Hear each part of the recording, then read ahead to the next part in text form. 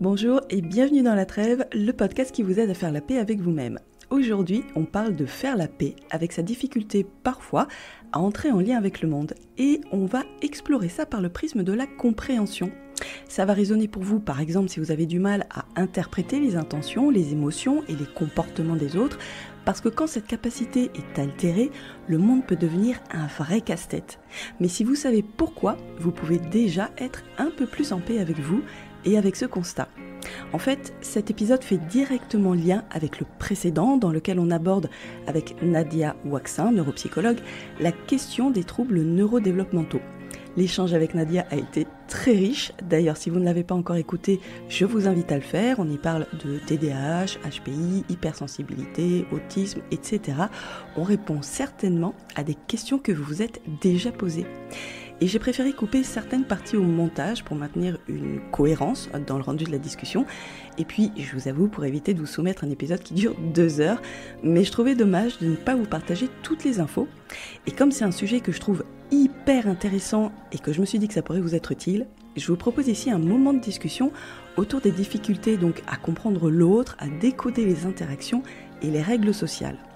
On explore ici un mot un petit peu compliqué, la cognition sociale. Voilà, j'espère que cet épisode vous aidera à mieux comprendre votre fonctionnement ou celui de vos proches et à mettre des mots sur ce qui peut parfois sembler flou. Et encore une fois, si vous voulez approfondir le sujet des TND, n'hésitez pas à écouter l'épisode précédent. Juste un dernier mot d'introduction, une précision. Toujours dans l'idée de la cohérence du rendu, j'ai repris ici les conclusions de notre échange. Bonne écoute! Je suis Caroline, une guerrière qui voit la vie comme une grande aventure, qui n'est pas toujours facile, mais qui n'a pas forcément à être un combat. Pour moi, c'est un voyage vers et avec soi. Dans ce podcast, je vous partage cette vision en portant ma casquette de sophrologue et coach holistique. Vous trouverez des réflexions, des pratiques et des interviews pour explorer ensemble des clés pour faire la paix avec la vie. Parce que je pense que c'est la clé de l'équilibre intérieur. Et la première étape d'un processus de paix, c'est la trêve. Ici, je vous invite à faire une pause pour, au fil des semaines, faire la paix avec vous-même et voir le monde sous un autre angle.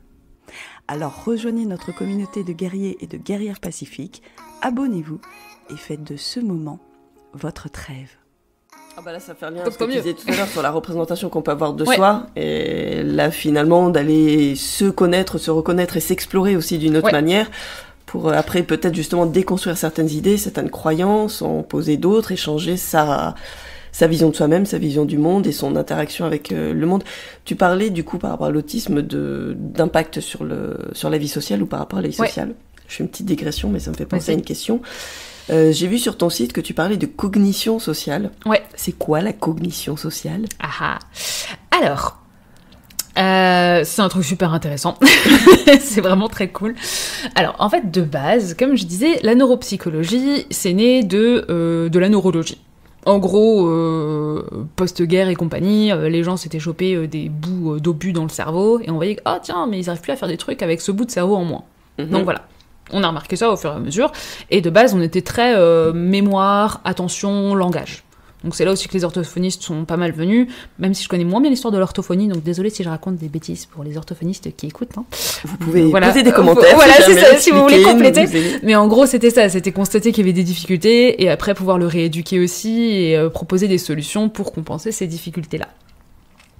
Et en fait, avec le temps, on s'est rendu compte que parmi les difficultés cognitives, il n'y a pas juste ce qu'on appelle la cognition froide, donc c'est-à-dire mémoire, attention, langage, concentration, raisonnement et compagnie, qui sont vachement utiles dans la vie quotidienne, mais en fait, il n'y a pas que ça. On a remarqué qu'il y a en fait aussi ce qu'on appelle du coup la cognition, on va dire, plus sociale, qui est en fait la capacité à comprendre socialement ce qui se passe. Donc, une des grandes révélations, à un moment, ça a été le cas de... Comment il s'appelle de nouveau ? C'est pas HM, c'est pour la mémoire, c'est l'autre, c'est... De Phineas Gage, voilà. Qui est décrit, qui a été remis au goût du jour par Antonio Damasio. Donc c'est, en très résumé, et j'ai pas révisé avant de venir, hein, mais un mineur aux États-Unis qui à un moment fait exploser une barre de mine, sauf qu'en fait la barre lui a traversé la tête. Donc c'est-à-dire qu'elle est passée dans son œil et elle a créé des grosses lésions au niveau frontal. Donc vraiment la zone du cerveau qui est juste derrière le front, un petit peu au-dessus des yeux, et donc ça, la barre a traversé.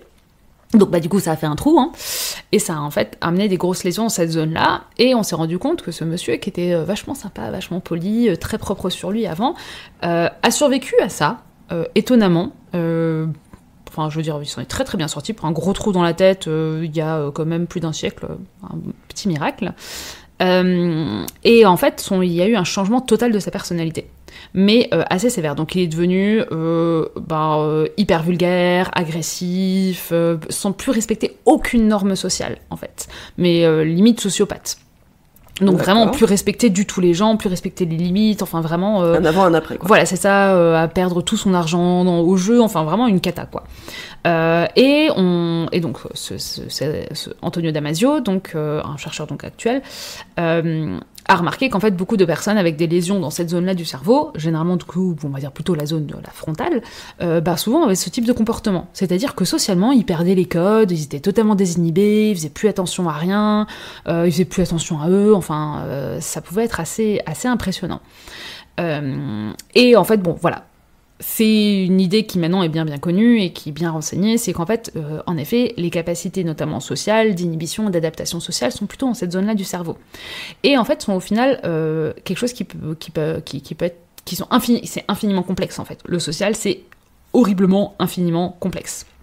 Parce que ça demande d'analyser une quantité d'informations monstrueuses, d'en emmagasiner beaucoup, ça demande aussi de savoir les règles sociales et tout ça, donc c'est du raisonnement, c'est de la mémoire, c'est de l'attention, ça mélange plein de trucs. Pour ça qu'on a mis un peu de temps à y arriver aussi, c'est qu'en fait, c'est pas juste une petite truc bien fait, comme par exemple, genre la vision, soit on voit pas. Là, ça intrigue plein de fonctionnements et plein d'éléments, et donc à n'importe quel petit bug cognitif, en fait, facilement on peut se retrouver avec des difficultés sociales.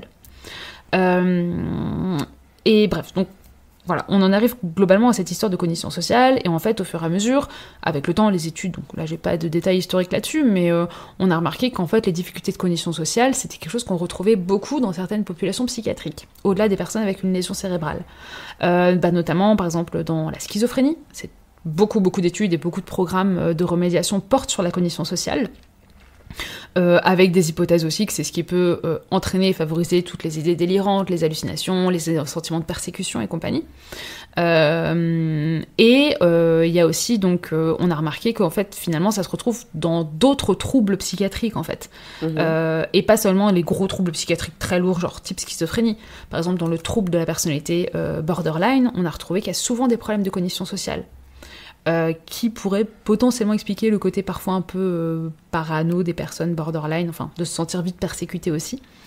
Et en fait, dans l'autisme aussi. Et c'est là qu'on arrive à l'autisme, c'est qu'on a remarqué qu'en fait c'était un des traits principaux de l'autisme.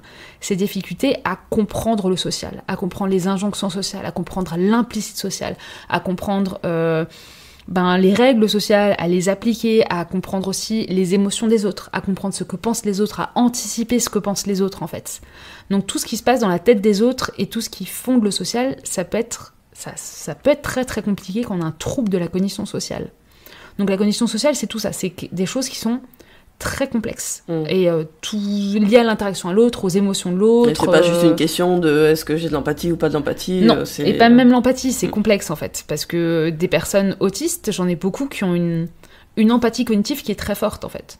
Donc c'est-à-dire que ils comprennent un peu logiquement les choses. Et en fait, ça leur tient très fortement à cœur, et à ce moment-là, ils ont une empathie et des règles sociales qui sont imposées, qui sont très fortes pour les autres, où ça devient des valeurs très très importantes, en fait, pour eux. Et à ce moment-là, ils vont même se montrer beaucoup plus empathiques que d'autres personnes plus neurotypiques, même. Mais par contre, c'est vrai que l'empathie, parfois un peu plus spontanée, un peu plus émotionnelle, va être un peu plus compliquée, ou accédée par des moyens un peu différents, en fait. Donc, même là, souvent, beaucoup de personnes...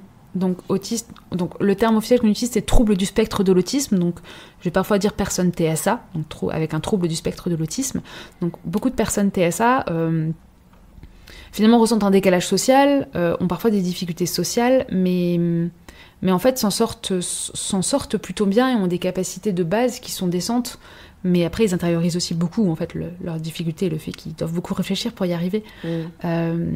Mais oui, la cognition sociale, c'est complexe. Et d'ailleurs, beaucoup de personnes se pensent autistes alors qu'en fait, elles sont TDAH.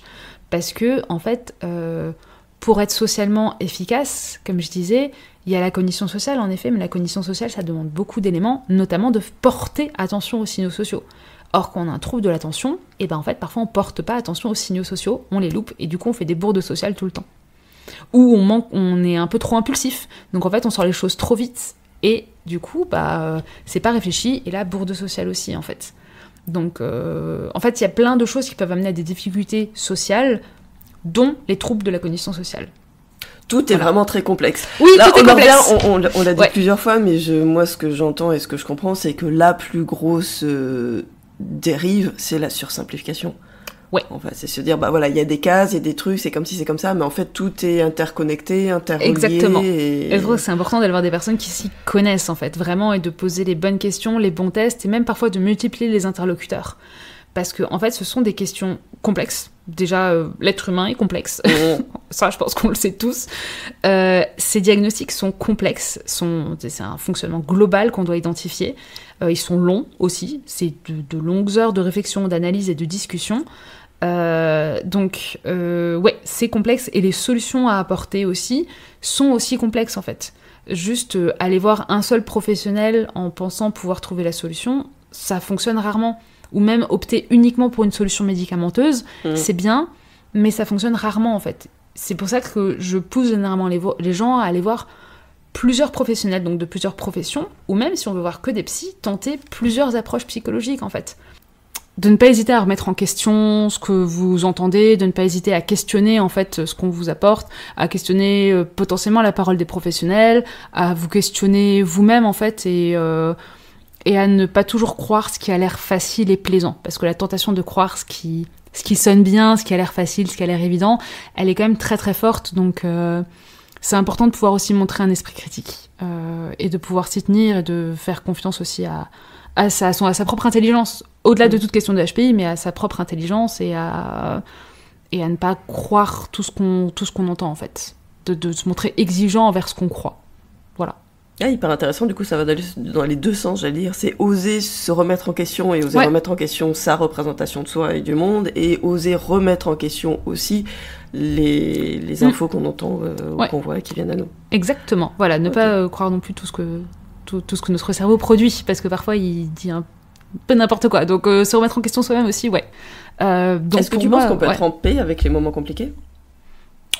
Oui, je pense qu'on peut accepter, en fait. C'est ça, c'est accepter les moments compliqués. Accepter de se dire que c'est pas un échec, en fait, quand ça va pas, quand c'est la galère, quand, en fait, on n'arrive pas du tout à mettre les trucs de côté, qu'on est totalement angoissé, et se dire, en fait, c'est normal. Oui, pour moi, il y a un côté plus d'acceptation. Peut-être que c'est ça, en fait. Peut-être que pour moi, la paix intérieure, c'est juste accepter. Accepter que parfois ça va et que parfois ça va pas du tout. Et réussir à profiter des moments où ça va plutôt bien. Parce qu'il y aura forcément des moments où ça va moins bien qui vont arriver, donc